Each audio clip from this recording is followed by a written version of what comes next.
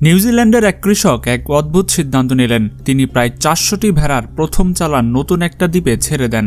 এটি এমন একটি দ্বীপ ছিল যেখানে না ছিল কোনো মানুষ, না ছিল গাছপালা, শুধু ঠান্ডা বাতাস, ধারালো পাথর এবং শেষহীন একাকিত্বের অনুভূতি।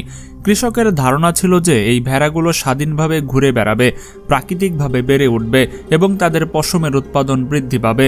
কিন্তু দ্বীপের কঠোর এবং বিপজ্জনক আবহাওয়া তার সমস্ত আশাকে চূর্ণ বিচূর্ণ করে দিল। হতাশ হয়ে তিনি সেই ভেড়াগুলো সেখানে ছেড়ে মূল ভূখণ্ডে ফিরে এলেন। বছর পার হয়ে গেল, দশক কেটে গেল, কেউ সেই দ্বীপের দিকে ফিরেও তাকালো না। তারপর 50 থেকে 60 বছর পর 1970-এর দশকে যখন কিছু লোক সেই দ্বীপে পৌঁছালো, তখন তারা যে দৃশ্য দেখলো তা এক্কেবারে ধ হবার মতো। তারা দৃশ্যটি দেখে মনে হলো যেন এটি বিবর্তনের এক নতুন প্রজন্ম। কিন্তু প্রশ্ন ছিল, মানুষের সাহায্য ছাড়া এত বড় রূপান্তর কিভাবে সম্ভব হলো? তো বন্ধুরা, চলুন আজকের ভিডিওতে জেনে নেওয়া যাক ক্যাম্পবেল দ্বীপের ভেড়াদের অনন্য এবং হৃদয় বিদারক গল্প। বন্ধুরা, 1895 সালে নিউজিল্যান্ড সরকার ক্যাম্পবেল দ্বীপকে তার পশুচারণ ভূমি লিজ ব্যবস্থার অন্তর্ভুক্ত করে। এর অধীনে মানুষ সরকারি জমি লিজ নিয়ে পশুপালন করার অনুমতি পায়। সে সময় মারিনো উল, যা ভেড়া থেকে পাওয়া যায়, তা ছিল বিশ্বের সবচেয়ে মূল্যবান তন্তু। কিন্তু নিউজিল্যান্ডের মূল ভূখণ্ডের জমি ছিল দামি এবং প্রতিযোগিতা ছিল খুব কঠিন। অন্যদিকে ক্যাম্পবেল দ্বীপটি পুরোপুরি খালি ছিল। সেখানে ঘন ঘাস ছিল, বড় বড় ভেষজ গাছ ছিল এবং সবচেয়ে গুরুত্বপূর্ণ কোনো শিকারী প্রাণী ছিল না। এটি একটি নিখুঁত প্রাকৃতিক ফর্মুলা বলে মনে হচ্ছিল। জমি লিজ নাও, ভেড়া পালো, পশম বিক্রি করো এবং প্রচুর মুনাফা অর্জন করো। জেমস গোল্ডেন, যিনি বুন অঞ্চলের বাসিন্দা ছিলেন, তিনি প্রথম এই জমিটি লিজ নেন। তিনি খামার শুরু করার জন্য প্রায় 400 থেকে 500টি ভেড়া নিয়ে এসেছিলেন। কিন্তু 1900 সালের মধ্যে তার পুরো পরিকল্পনা ধ্বংস হয়ে যায়। এই দ্বীপটি মূল ভূখণ্ড থেকে প্রায় 660 কিলোমিটার দূরে ছিল। সরবরাহ পাওয়া খুবই কঠিন এবং ব্যয়বহুল ছিল। গড় তাপমাত্রা ছিল 6 থেকে 8 ডিগ্রি সেলসিয়াস। তীব্র বাতাস, তুষারপাত এবং অপ্রত্যাশিত আবহাওয়া ভেড়াদের বেঁচে থাকাকে কঠিন করে তুলেছিল। ঘাসের অভাব, পশমের মান এবং উৎপাদন প্রায় ধ্বংস করে দেয় এবং শেষ পর্যন্ত এই পুরো প্রকল্প আর্থিক ক্ষতির কারণ হয়ে দাঁড়ায়। ফলস্বরূপ গোল্ডেনকে দ্বীপ ছাড়তে বাধ্য হয়েছিল। কিন্তু ভেড়াগুলো সেখানেই রয়ে গেল তার নিজের অবস্থায়। পরবর্তীতে আরেকজন ক্যাপ্টেন এই দ্বীপটি লিজ নিলেন এবং বৃহৎ পরিসরে ভেড়া পালন করলেন। তিনি প্রায় 3000 থেকে 4000টি ভেড়া 3টি দ্বীপে পাঠান। 1916 সালের মধ্যে ভেড়ার সংখ্যা বেড়ে দাঁড়ায় 8000-এ। সে সময় এই দ্বীপটি ভেড়া পালনের জন্য একটি স্বর্গের মতো বলে মনে হচ্ছিল, কারণ এটি প্রচুর পরিমাণে চরণভূমিতে পরিপূর্ণ ছিল, বিশেষ করে ভেষজ গাছপালা। এই গাছপালাগুলো সূর্যের আলো শোষণ এবং উপকারী তাপ উৎপাদন করার ক্ষমতা রাখত, যার ফলে ভেড়াগুলো অত্যন্ত ঠান্ডা আবহাওয়াতেও অস্বাভাবিকভাবে বেঁচে থাকতে সক্ষম ছিল। কিন্তু সময়ের সাথে সাথে পরিস্থিতি বদলাতে শুরু করে। প্রকৃতির চরণভূমির উর্বরতা কমতে থাকে এবং ভেড়াগুলোর সংখ্যাও কমতে শুরু করে। এটি ছিল প্রাকৃতিক সম্পদের সীমা এবং অনিয়ন্ত্রিত জনসংখ্যা বৃদ্ধির সাথে সমস্যাও বাড়তে থাকে। শেষ পর্যন্ত 1931 সালে এই বড় প্রকল্পটিকে সম্পূর্ণরূপে পরিত্যক্ত করা হয়। একই সরবরাহের সমস্যা, একই কাঠামো, আবহাওয়া এবং একই অসুবিধাগুলো আবার প্রকাশ পায়। সে সময় দ্বীপে প্রায় 4000টি ভেড়া অবশিষ্ট ছিল। সেগুলোকে তাদের দেশে ফিরিয়ে নেওয়ার খরচ ছিল খুব বেশি, তাই সেগুলোকে দ্বীপেই একা ছেড়ে দেওয়া হয়। সবচেয়ে বড় বিপদ ছিল এই যে এই ভেড়াগুলো প্রাকৃতিকভাবে বুনো প্রাণী ছিল না। তাদের পশম ছাঁটাইয়ের প্রয়োজন ছিল, অন্যথায় পশম তাদের দেহে ভয়ঙ্করভাবে বাড়তে থাকত এবং উত্তাপ, ওজন এবং সংক্রমণ তাদের জীবনকে ঝুঁকিতে ফেলতে পারত। যাই হোক, তাদের আত্মরক্ষার ক্ষমতা অত্যন্ত সীমিত ছিল। তাদের না শিকার করার অভিজ্ঞতা ছিল, না শিকারীদের থেকে বাঁচানোর অভিজ্ঞতা। কিন্তু ক্যাম্পবেল দ্বীপের বিচ্ছিন্ন প্রাকৃতিক পরিবেশ একটি শক্তিশালী রক্ষা কবচে প্রমাণিত হয়। উঁচু পর্বত এবং পাথরে খাটা বাঁধ দ্বীপটিকে ঘিরে রেখেছিল, যা বড় শিকারীদের সেখানে পৌঁছাতে বাধা দিত। ভেড়াগুলোর কোনো বড় শিকারী থেকে তেমন ঝুঁকি ছিল না। অবিরাম তীব্র বাতাস ছিল, পোকামাকড় এবং অন্যান্য প্রজাতিকে সেখানে বেঁচে থাকতে বাধা দিত। এটি একটি গুরুত্বপূর্ণ সুবিধা প্রমাণিত হয়েছিল, কারণ এই পোকামাকড়ের কারণে সংক্রমণের ঝুঁকি দূর হয়ে যায়, যা পশম না কাটার পরিস্থিতিতে একটি বড় সমস্যা হয়ে উঠতে পারত।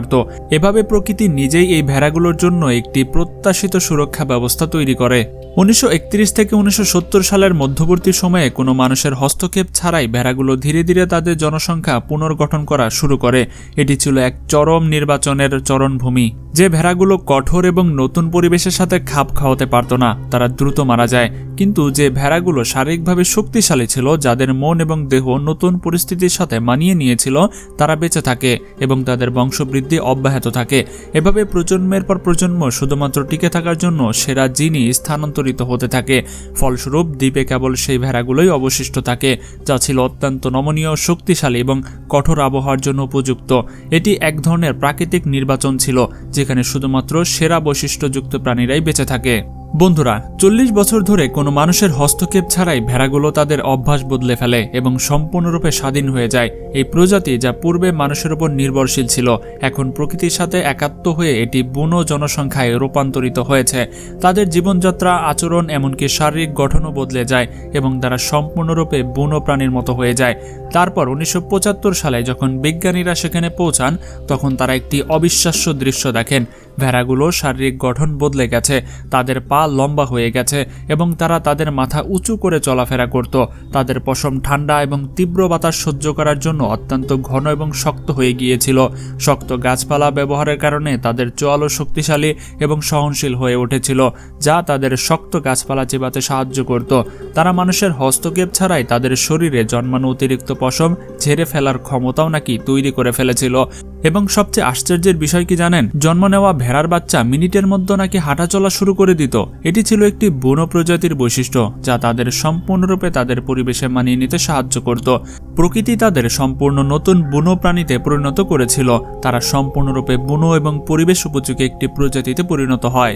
নিউজিল্যান্ড সরকার এবং মেরিনরা আরও একটি আশ্চর্যজনক বিষয় লক্ষ্য করেন। তারা দেখেন যে এই ভেড়াগুলো যা স্বাভাবিকভাবেই তাদের পশম ছেড়ে ফেলে, সেই পশম নষ্ট হচ্ছিল না, বরং দ্বীপের ঘন ঝোপঝাড় এবং পাথরে আটকে নিরাপদে ছিল। যখন সেই পশমের নমুনা গবেষণাগারে আনা হয় এবং অণুবীক্ষণ যন্ত্রের মাধ্যমে পরীক্ষা করা হয়, তখন বিজ্ঞানীরা হতবাক হয়ে যান। জানা গেল যে কঠিনতম আবহাওয়া এবং ঠান্ডা বাতাস এই তন্তুটিকে বিশ্বের সবচেয়ে অনন্য, সূক্ষ্ম এবং শক্তিশালী তন্তুতে পরিণত করেছে। এর কমলীয়তা কাশ্মীরি পশমের চেয়ে অনেক বেশি ছিল। এটি সাধারণ পশমের তুলনায় ওজনে অত্যন্ত হালকা ছিল। সরকার তৎক্ষণাৎ এই সুবর্ণ সুযোগটি আঁচ করে এবং একটি বিশেষ দল গঠন করে, যা এই ছড়িয়ে থাকা মূল্যবান পশম সংগ্রহ করা শুরু করে। আপনি বিশ্বাস করবেন না যে পরবর্তী 10 বছরে শুধু এই পড়ে থাকা পশম প্রক্রিয়াকরণ করে যখন আন্তর্জাতিক বাজারে উপস্থাপন করা হয়, তখন ইউরোপ এবং ইতালির মতো বড় বড় ফ্যাশন হাউসগুলো এর ক্রেতা হয়ে ওঠে। এটি থেকে এত টাকা আয় করা হয় যা পূর্বের সমস্ত দশকের আর্থিক ক্ষতিপূরণ দিয়ে দেয়। এটি ছিল সেই সাদা সোনা যা মানুষ একদিন অসাহিত্যকে ব্যর্থ মনে করে ছেড়ে চলে গিয়েছিল, কিন্তু আল্লাহ রাব্বুল আলামিনের সহায়তায় প্রকৃতি এটি রক্ষা করে রেখেছিলেন এবং পরবর্তীতে আল্লাহ রাব্বুল আলামিন মানুষকে তা ফেরত দিয়েছে। এই পশমের চাহিদা এত বৃহৎ ছিল যে নিউজিল্যান্ডের অর্থনীতির জন্য একটি অপ্রত্যাশিত লটারি হয়ে প্রমাণিত হয় এবং আজও এই অনন্য পশম দিয়ে তৈরি কোট কাপড় বিশ্বের সবচেয়ে দামি দোকানে শোভাবর্ধন করে চলেছে। তো বন্ধুরা, আজকের এই স্টোরিটি আপনার কাছে কেমন লাগলো সেটা অবশ্যই কমেন্টে জানাবেন। আর এখনো যারা আমাদের চ্যানেলটি সাবস্ক্রাইব করেননি তারা করে দিন, কারণ এমন মজার ভিডিও ইনশাআল্লাহ প্রতিদিন পেতে থাকবেন। আল্লাহ হাফেজ।